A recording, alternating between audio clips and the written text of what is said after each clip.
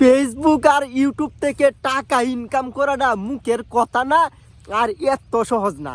পরিচালক যদি জীবনে কোনো দিন ফেসবুক আর ইউটিউব থেকে একটা টাকা ইনকাম করতে পারে, সেই দিন আমি আমার দুইটা কান কেটে ফেলে দেব। আসসালামু আলাইকুম দর্শক, আপনাদের সঙ্গে আছে আমি হিরণ বাদশা ফ্রম চায়না। দেশ এবং দেশের বাহির থেকে যারা আজকের এই ভিডিওটি দেখছেন, আশা করছি আপনারা সবাই ভালো আছেন। দর্শক, একটা কথা আছে, পর মানুষে দুঃখ দিলে দুঃখ মনে হয় না, আর আপন মানুষে দুঃখ দিলে কষ্ট দিলে মেনে নেওয়া যায় না। আসলে বাস্তবেও কিন্তু তাই। প্রত্যেকটা মানুষের জীবনে কিন্তু এমন কিছু কাহিনী আছে, এমন কিছু ঘটনা আছে যেগুলা তাকে প্রচুর পরিমাণে কষ্ট দেয়, যন্ত্রণা দেয়, প্রচুর পরিমাণে আঘাত করে। তো দর্শক, আসলে আমার ক্ষেত্রেও কিন্তু ঠিক একই রকমই কিছু ঘটনা ঘটেছে। আপনারা সবাই জানেন, যখন আমি কন্টেন্ট ক্রিয়েটর হিসাবে যাত্রা শুরু করেছিলাম, আসলে আমার যাত্রাটা কিন্তু অতি সহজ ছিল না। তো আমি নিজেও জানি, আমার না আছে কোনো চেহারা ছবি, না আমি সুন্দর করে কথা বলতে পারি, আমি একজন কালো মানুষ, ছোটো মানুষ, ক্ষুদ্র মানুষ। তো তারপরেও কিন্তু মনে অনেক স্বপ্ন নিয়ে, অনেক আশা নিয়ে, অনেক কন্টেন্ট ক্রিয়েটর যেহেতু সাকসেস হচ্ছে, সফলতা পাচ্ছে, এছাড়া আমি ছোটোবেলা যেহেতু নাটক সিনেমা অনেক ভালোবাসি, তো পরিচালক হওয়ার স্বপ্ন নিয়ে আমি যখন কন্টেন্ট ক্রিয়েটরের যাত্রা শুরু করলাম, আমার আশেপাশের অনেক ফ্রেন্ড সার্কুলার, আত্মীয় স্বজন প্রথমে আমাকে সবাই সাপোর্ট দিয়েছিল।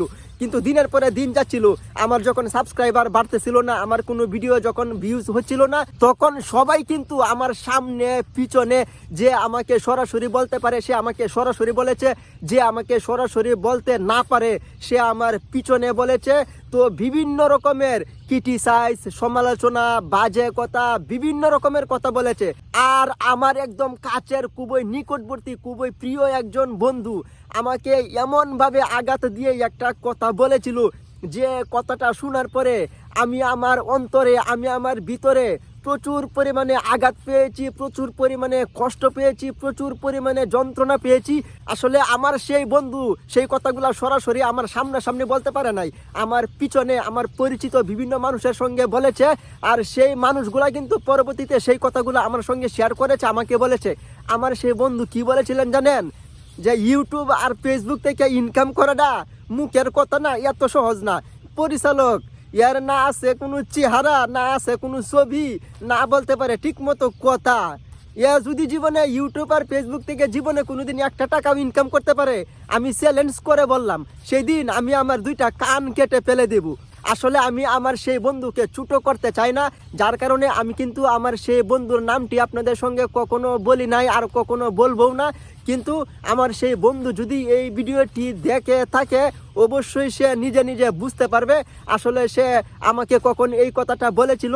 কিন্তু দর্শক, আমার এই কথাগুলো আজকে আপনাদের সঙ্গে বলার উদ্দেশ্যই হচ্ছে একটাই।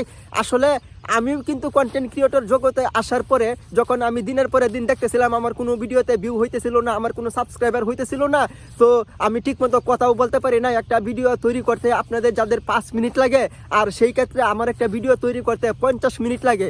তো আমি তখন ওয়ালটন কোম্পানিতে জব করতাম, প্রতিদিন 11 থেকে 12 ঘন্টা ডিউটি করতে হতো। আর এত ডিউটি করে, এত পরিশ্রম করে ফেসবুক আর ইউটিউবের জন্য কন্টেন্ট তৈরি করার জন্য সময় বের করা আমার পক্ষে খুবই কষ্টে ছিল, খুবই পরিশ্রমের ছিল। তাই আমিও মনে মনে প্ল্যান পরিকল্পনা নিয়েছিলাম। 3-4 মাস যখন আমি চেষ্টা করেছি, যেহেতু আমার কোনো সাবস্ক্রাইবার বাড়তেছে না, যেহেতু আমার কোনো ভিডিওতে তেমন কোনো ভিউ হইতেছে না, তো আমি আসলে এত কষ্ট করে, এত পরিশ্রম করে এই কন্টেন্ট ক্রিয়েটরের জগতে, এই ফেসবুক আর ইউটিউবে আমি কাজ করব না, আমি এই কন্টেন্ট ক্রিয়েটরের জগতে ছেড়ে দিব। কিন্তু যখন বিভিন্ন মানুষের সমালোচনা, বিভিন্ন মানুষের অট্টহাসি, বিভিন্ন মানুষের বিভিন্ন রকমের নেগেটিভ সমালোচনা যখন আমার কানে আসতো, যে আমাকে সামনাসামনি বলেছে তো বলেছেই, আর যে সামনাসামনি না বলতে পেরেছে সে একদম পিছনে একদম বাজেভাবে, ব্যাপকভাবে আমাকে একেবারে ধুইয়ে দিয়েছে। আর পরবর্তীতে কিন্তু আমার বিভিন্ন পরিচিতরাই সেই কথাগুলো আমাকে বলেছে। তখন আমি আমার নিজের ভিতর থেকে আরও দৃঢ় ইচ্ছাশক্তি, আরও দৃঢ় প্রতিজ্ঞা করি, তো ইনশাল্লাহ আমি যত পরিশ্রমই হোক, যত কষ্টই হোক, আমি ফেসবুক ইউটিউবে কাজ করব, আমি কন্টেন্ট ক্রিয়েটরের জগৎ ছাড়বো না।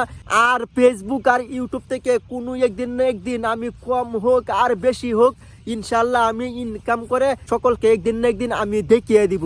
আল্লাহর রহমতে, আপনাদের দুয়াই ফেসবুক আর ইউটিউব থেকে সামান্য হলেও আমার ইনকাম শুরু হয়েছে।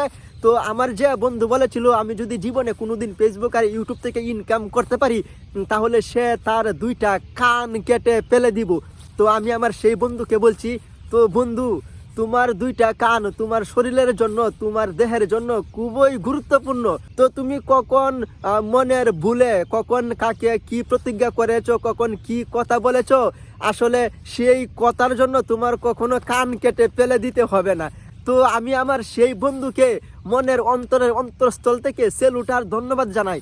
কারণ আমার সেই বন্ধু যদি সেই দিন আমাকে নিয়ে এই কঠিন সমালোচনা না করতো, তাহলে কিন্তু ওই দিনেই আমি ফেসবুক আর ইউটিউব কন্টেন্ট ক্রিয়েটরের জগতে ছেড়ে দিতাম। তো আজকে আমি এই পর্যন্ত আসতে পারতাম না, আর আজকে আমার ফেসবুক আর ইউটিউব থেকে ইনকাম শুরু হতো না। তো দর্শক, আসলে আমরা যখন ছোটোবেলা বইয়ে পড়েছিলাম, বিভিন্ন মনীষীরা জ্ঞানী ব্যক্তিরা বলেছিল আসলে নিন্দুকের করা সমালোচনা আমাদের জন্য মঙ্গলজনক। আসলে বাস্তবেও তাই। তো বিভিন্ন মানুষের আলোচনা সমালোচনার মাধ্যমে আমরা আমাদের ভুল ত্রুটি বুঝতে পারি, আমরা আমাদের নিজেদেরকে সংশোধন করতে পারি। আর বিভিন্ন রকমের নিন্দা সমালোচনা কিন্তু কারো জন্য অভিশাপ, আবার কারো জন্য কিন্তু আশীর্বাদ।